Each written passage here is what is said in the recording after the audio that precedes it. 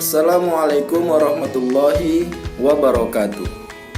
Perkenalkan, nama saya Fauzul Azmi Purba. Saya berasal dari PAI 3.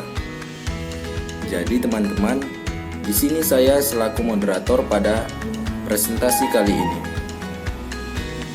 Yang saya hormati Ibunda Dr. Afrahul Fadilah Daulay MA sebagai dosen pengampu mata kuliah dasar-dasar pendidikan.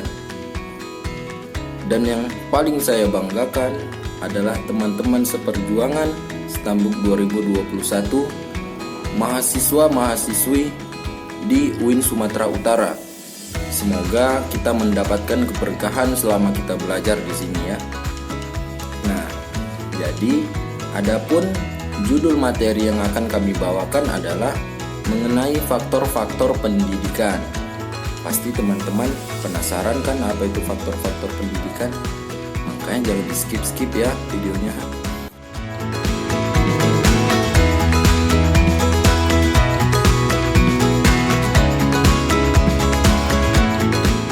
Oke, langsung saja. Kita masuki agenda yang selanjutnya adalah penyampaian materi yang akan dibawakan oleh teman-teman saya. Baik, kepada teman-teman saya persilakan dengan segala hormat. Faktor pendidikan. Dalam aktivitas pendidikan, ada 7 faktor pendidikan yang dapat membentuk pola interaksi atau saling mempengaruhi. Namun faktor integratifnya terutama terletak pada pendidikan dengan segala kemampuan dan keterbatasannya. Ketujuh faktor pendidikan tersebut meliputi 1. Faktor tujuan. Pendidikan sebagai suatu bentuk kegiatan manusia dalam kehidupannya juga menempatkan tujuan sebagai sesuatu yang hendak dicapai. Baik tujuan yang dirumuskan itu bersifat abstrak sampai pada rumusan-rumusan yang dibentuk secara khusus untuk memudahkan pencapaian tujuan yang lebih tinggi. 2. Faktor pendidik. Dalam hal ini kita dapat membedakan pendidik itu dalam 2 kategori, yaitu A. Pendidik menurut kodrati, yaitu orang tua. B. Pendidik menurut jabatan, yaitu guru. Pendidik yang bersifat kodrati sebagai orang tua wajib pertama kali memberikan didikan kepada anaknya selain asuhan, kasih sayang, perhatian. Karena secara kodrati anak manusia dilahirkan oleh orang tuanya dalam keadaan tidak berdaya. Hanya karena pertolongan dan layanan orang tua, bayi itu dapat berkembang makin dewasa. 3. Faktor anak didik. Anak didik adalah orang yang menerima pengaruh dari seseorang atau sekelompok orang yang menjalankan pendidikan. Peserta didik sebagai manusia yang belum dewasa merasa tergantung kepada pendidikannya. 4. Faktor alat dan media. Alat pendidikan adalah suatu tindakan atau situasi yang sengaja diadakan untuk tercapainya suatu tujuan pendidikan yang tertentu atau yang diinginkan.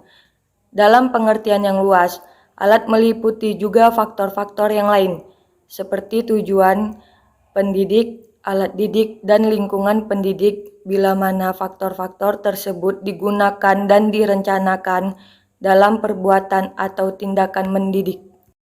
5. Faktor isi atau materi pendidikan. Yang termaksud dalam arti atau materi pendidikan ialah segala sesuatu oleh pendidik yang akan langsung disampaikan kepada peserta didik dalam rangka mencapai tujuan pendidikan. 6. Faktor lingkungan. Faktor lingkungan adalah yang meliputi kondisi dan alam dunia yang dengan cara-cara tertentu mempengaruhi tingkah laku, pertumbuhan dan perkembangan manusia. Menurut Ki Hajar Dewantara, lingkungan meliputi lingkungan keluarga, lingkungan sekolah, dan lingkungan masyarakat yang ia sebut dengan tripusat pendidikan. 7. Faktor metode. Faktor metode ialah cara yang dilakukan oleh pendidik dalam mencapaikan suatu pendidikan kepada anak didiknya. Maka seseorang pendidik harus mempengaruhi metode apa yang cocok untuk diajarkan agar anak didik tidak cepat bosan. Faktor ini juga sangat penting dalam suatu pendidikan. Baiklah, saya akan melanjutkan materi tentang macam-macam tujuan pendidikan. Adapun tujuan yang pertama yaitu tujuan umum, merupakan tujuan yang akan dicapai oleh pendidik atau disebut juga tujuan akhir pendidikan. Yang kedua adalah tujuan khusus yang merupakan pengkhususan dari tujuan umum pendidikan. Adapun hal-hal yang harus diperhatikan dalam tujuan khusus adalah yang pertama, sifat dan bakat peserta didik. Yang kedua, lingkungan di mana peserta didik memperoleh pengalaman. Yang ketiga, kesanggupan peserta didik. Yang keempat, tujuan kemasyarakatan pendidikan. Dan yang kelima, tugas lembaga pendidikan.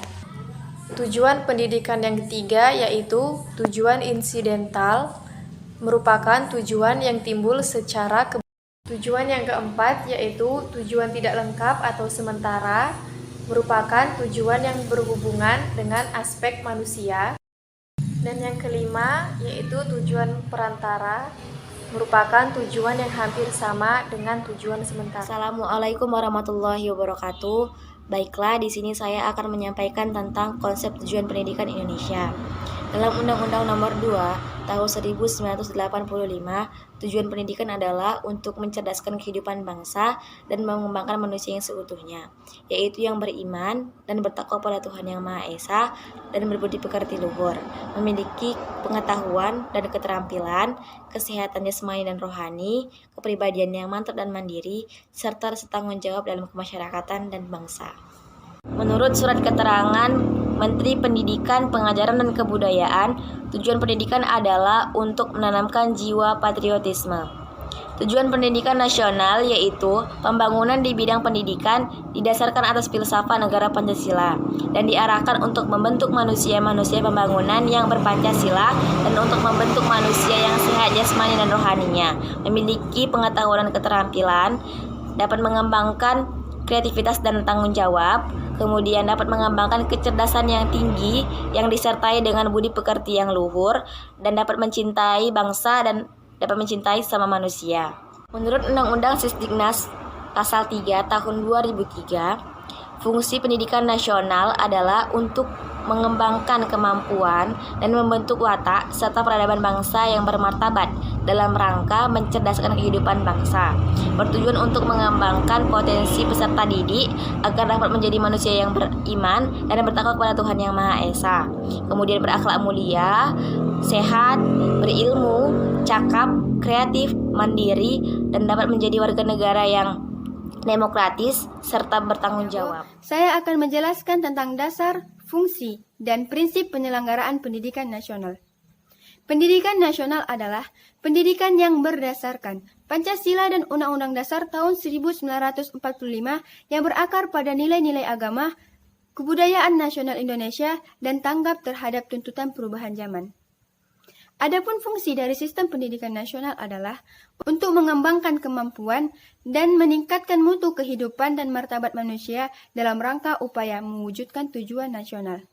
Nah, sekarang kita akan membahas tentang prinsip penyelenggaraan pendidikan nasional. Sesuai dengan Undang-Undang Nomor 20 Tahun 2003, ada 6 prinsip. Hal ini sudah termaktub dalam Bab 3 Pasal 4 yang mana bunyinya adalah 1. Pendidikan diselenggarakan secara demokratis dan berkeadilan serta tidak diskriminatif dengan menjunjung tinggi hak asasi manusia, nilai agama, nilai kultural, dan kemajemukan bangsa. 2. Pendidikan diselenggarakan sebagai satu kesatuan yang sistemik dengan sistem terbuka dan multimakna. 3. Pendidikan diselenggarakan sebagai suatu proses pembudayaan dan pemberdayaan peserta didik yang berlangsung sepanjang hayat. 4. Pendidikan diselenggarakan sebagai memberikan keteladanan, membangun kemauan, dan mengembangkan kreativitas peserta didik dalam proses pembelajaran. Yang kelima, pendidikan diselenggarakan dengan mengembangkan budaya membaca, menulis, dan berhitung bagi segenap warga Indonesia. Dan yang terakhir, yang keenam, pendidikan diselenggarakan dengan membudayakan semua komponen masyarakat melalui peran serta dalam penyelenggaraan dan pengendalian mutu layanan pendidikan. Baik, selanjutnya adalah pendidikan seumur hidup. Pendidikan seumur hidup merupakan konsep yang menerangkan kepada kita tentang bagaimana harusnya pendidikan dalam kehidupan ini diselenggarakan.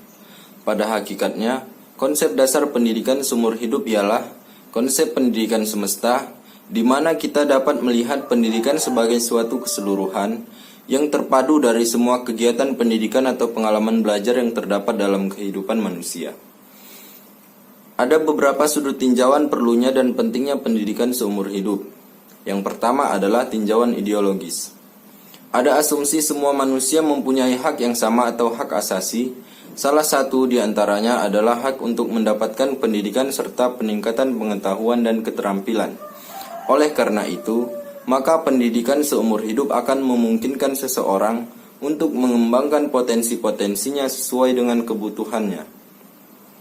Kemudian yang kedua adalah tinjauan ekonomis. Cara yang paling sangkil untuk keluar dari tingkatan kemelaratan atau kebodohan adalah melalui pendidikan. Pendidikan seumur hidup memungkinkan seseorang untuk yang pertama, meningkatkan produktivitasnya. Kemudian yang kedua, memelihara dan mengembangkan sumber-sumber yang dimilikinya. Kemudian yang ketiga adalah memungkinkan hidup dalam lingkungan yang menyenangkan dan sehat. Dan yang keempat adalah memiliki motivasi dalam mengasuh dan mendidik anaknya secara tepat. Sehingga peranan pendidikan keluarga menjadi sangat besar dan penting. Kemudian yang ketiga adalah tinjauan sosiologis. Di negara berkembang, banyak orang tua yang belum menyadari pentingnya pendidikan formal bagi anak-anaknya. Karena itu, maka pendidikan seumur hidup kepada orang tua merupakan pemecahan atas masalah tersebut. Kemudian yang keempat adalah tinjauan politis. Rakyat perlu tahu hak pilih, fungsi pemerintah, DPR, MPR, dan oleh karena itu, pendidikan kewarganegaraan perlu diberikan kepada setiap orang. Kemudian yang kelima adalah tinjauan teknologis. Dunia dilanda oleh eksplosi iptek, para sarjana, guru, teknisi, dan pemimpin di negara yang sedang berkembang. Di negara yang sedang berkembang perlu memperbaharui pengetahuan dan keterampilan mereka. Dan yang terakhir adalah yang keenam, tinjauan psikologis dan pedagosis. Perkembangan iptek yang pesat mempunyai pengaruh yang besar terhadap konsep, teknik, dan metode pendidikan. Di samping itu, perkembangan tersebut menyebabkan makin luas, dalam, dan kompleksnya ilmu pengetahuan, sehingga tidak mungkin lagi diajarkan seluruhnya kepada anak didik di sekolah. Sebab itu, tugas pendidikan formal yang utama ialah mengajarkan cara belajar dan menanamkan motivasi yang kuat pada murid supaya mereka terus belajar dan sebagainya. Baik, saya Peri Patri akan menjelaskan tujuan pendidikan menurut Islam. Pakar-pakar pendidikan Islam seperti Al-Abrosy mengelompokkan tujuan umum pendidikan menurut Islam menjadi 5 bagian, yaitu yang pertama, membentuk akhlak yang mulia. Yang kedua, mempersiapkan peserta didik untuk kehidupan dunia dan akhirat. Yang ketiga, mempersiapkan peserta didik dalam dunia usaha atau mencari rezeki yang profesional. Yang keempat, menumbuhkan semangat ilmiah kepada peserta didik untuk selalu belajar dan mengkaji ilmu. Yang kelima, mempersiapkan peserta didik yang profesional dalam bidang teknik dan pertukangan. Dan di dalam pandangan Islam bahwa pendidikan itu wajib didasari oleh adab dan akhlak. Jadi sebelum anak tersebut belajar tentang pendidikan apapun itu, maka wajib diajarkan kepada anak tersebut pendidikan adab dan akhlak. Seperti kata pepatah yang berbunyi al-adabu fauqal ilmi, yang artinya adab maupun akhlak itu di atas ilmu. Dan ada 5 macam tujuan khusus dalam pendidikan menurut Islam, yaitu yang pertama, memperkenalkan kepada peserta didik tentang akidah Islam, dasar-dasar agama, tata cara beribadat dengan benar yang bersumber dari syariat Islam. Yang kedua, menumbuhkan kesadaran yang benar kepada peserta didik terhadap agama, termasuk prinsip-prinsip dan dasar-dasar akhlak yang mulia. Yang ketiga, menambahkan keimanan kepada Allah, pencipta alam, malaikat, rasul, dan kitab-kitabnya. Yang keempat, menumbuhkan minat peserta didik untuk menambah ilmu pengetahuan tentang adab, pengetahuan keagamaan, dan hukum-hukum Islam, dan upaya untuk mengamalkan dengan penuh sukarela. Dan yang kelima, menanamkan rasa cinta dan penghargaan kepada Al-Quran, serta membaca, memahami, dan mengamalkannya. Baik, terima kasih kepada rekan-rekan saya yang telah menyampaikan materi tentang faktor-faktor pendidikan. Nah, jadi teman-teman sekalian sudah mengerti kan apa itu faktor-faktor pendidikan? Jadi teman-teman, saya selaku moderator dan yang mewakili kelompok kami ingin meminta maaf yang sebesar-besarnya kepada teman-teman sekalian. Mungkin terdapat di sana-sini kekurangan pada video kami, baik dari perkataan maupun tingkah laku kami.